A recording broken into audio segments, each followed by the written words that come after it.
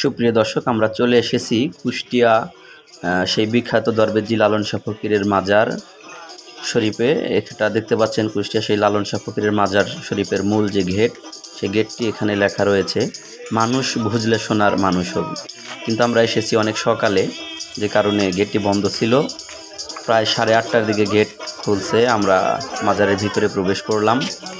আপনাদেরকে মাজারটি ঘুরিয়ে দেখানোর চেষ্টা করব। আশা করি আমাদের সাথেই থাকবেন, আপনাদের ভালো লাগবে।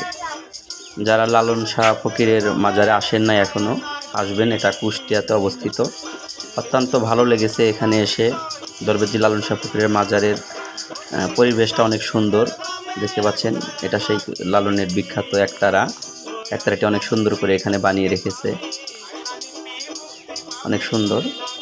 এখানে কিছু লেখা আছে, আমি দেখানোর চেষ্টা করতেছি। যদিও লেখাগুলো অনেক ছোটো, তারপরেও দেখানোর চেষ্টা করলাম। এটাই হচ্ছে দরবেজি লালন শাহ ফকিরের মূল মাজার।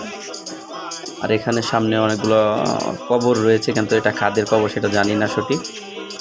মাজারের ভিতরে কি আছে সেটা দেখানোর চেষ্টা করব। আমরা যেহেতু অনেক সকালে আসছি, যে কারণে লোক সংখ্যা অনেক কম, কারণ আমরাই প্রথম প্রবেশ করেছি। আমরা অনেক সকালেই এখানে আসছি, গেট বন্ধ ছিল।